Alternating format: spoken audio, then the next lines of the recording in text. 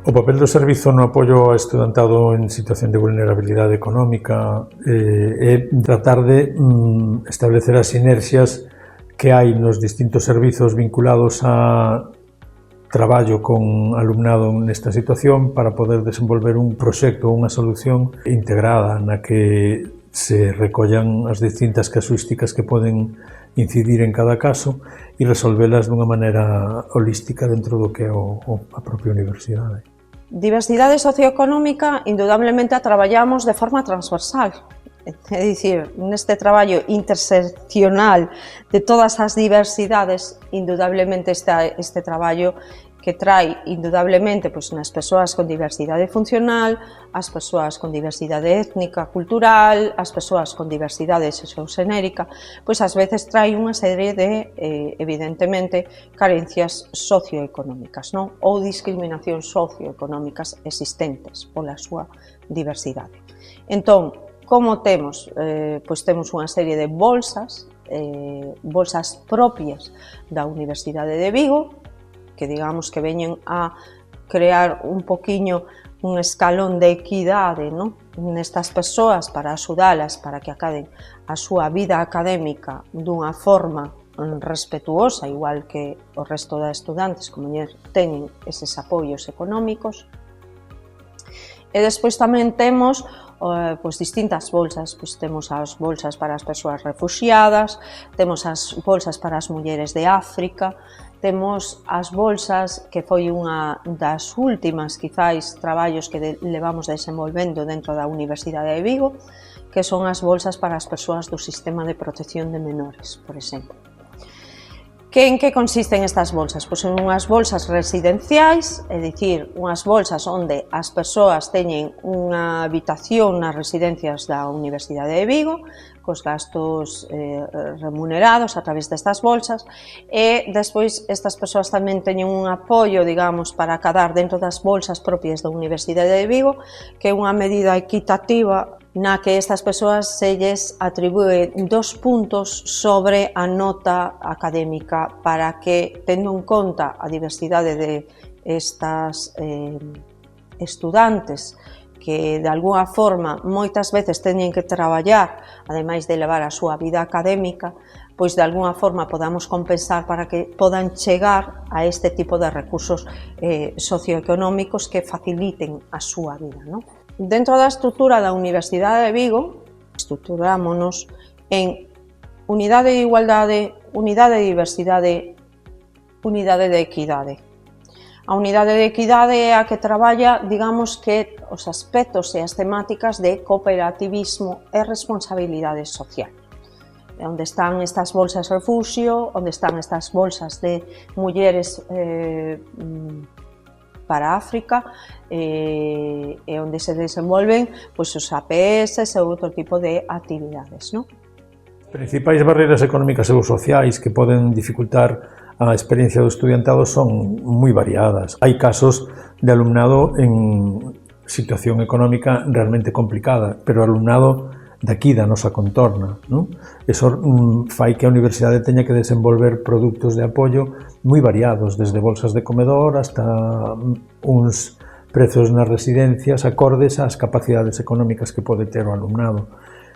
Por outra banda, temos alumnado que chega de proxectos bilaterais ou que chega vinculado a programas relacionados con refuxio, que tamén teñen unha serie de necesidades que van dende, ás veces, cuestións vinculadas ao idioma e pasando por axudas relacionadas con temas vinculadas aos papeles, para que podan ter unha atención sociosanitaria correcta como calquer outro alumno ou outra alumna, non? Porque ás veces estes programas, aínda que teñen un apoio administrativo, cando chegas ao sitio donde vas a estar cursando, neste caso a Compostela, tes que saber a onde tes que ir, onde tes que atender, onde tes que acudir, e aí tratamos de darlle respostas para que non vayan eles buscando onde tocar e anden especialmente perdidas ou perdidos.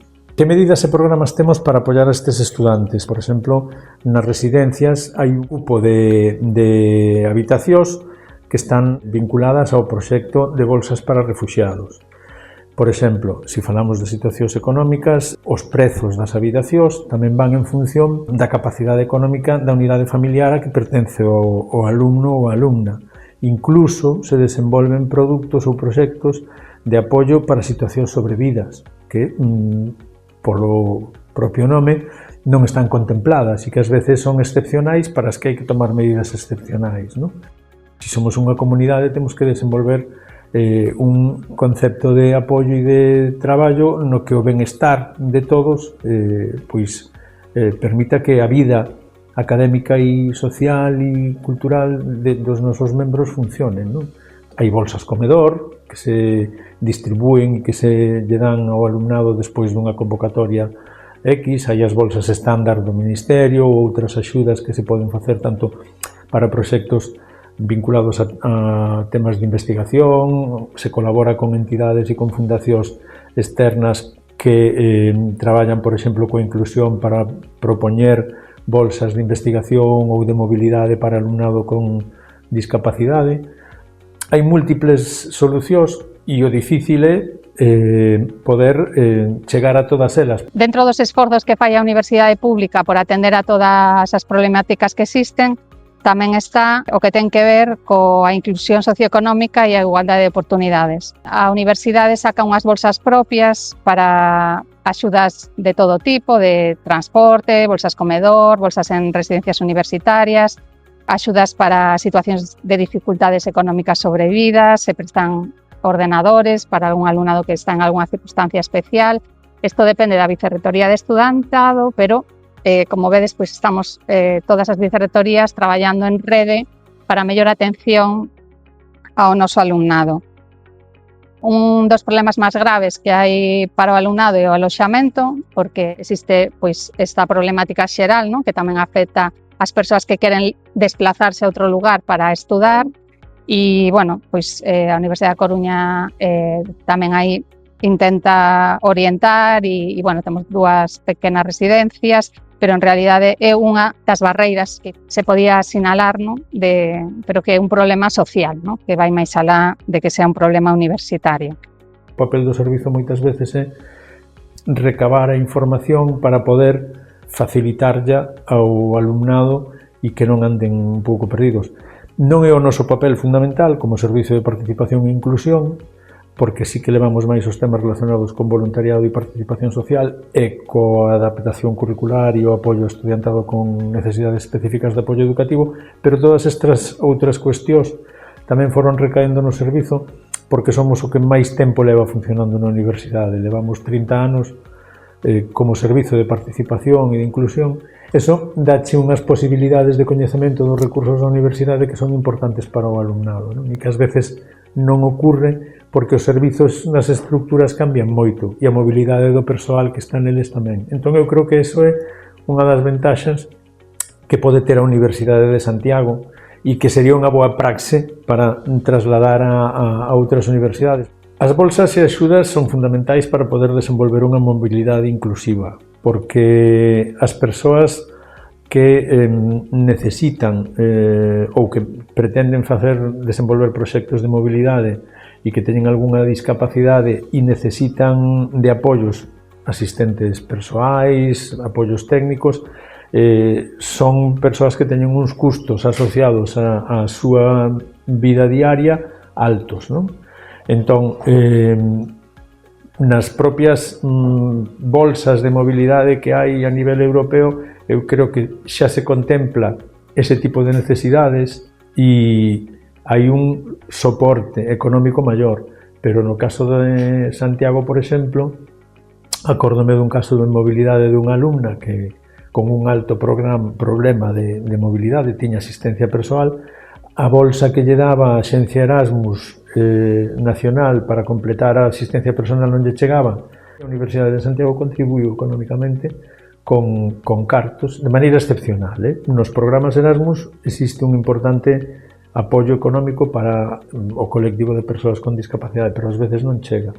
Eu creo que non está tanto nas bolsas o problema da mobilidade como que as persoas con discapacidade vexan que hai unha posibilidade de desplazarse porque nas outras universidades van a ter o mesmo servicio de apoio que poden ter aquí. Ás veces é moi sencillo resolver os problemas, pero tes que saber onde tes que preguntar, tes que saber que existen os servizos, tes que saber na túa universidade, os compañeiros que levan mobilidade ten que saber que este servizo funciona e como funciona, ou polo menos deriválos, non? E ás veces ese coñecemento nas universidades grandes é difícil.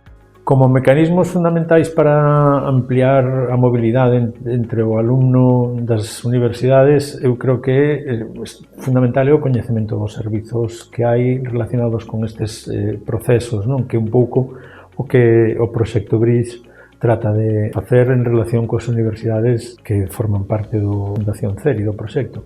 E iso é fundamental para poder ter a tranquilidade cando queres contactar con alguén, que xurde calquer problema puntual e non hai un coñecemento de como actuar e desta maneira, sabendo o que fai cada universidade hasta onde pode chegar, tú podes favorecer a mobilidade das persoas porque sabes onde van a ter resposta e facilita moito máis a comunicación e a transmisión da información.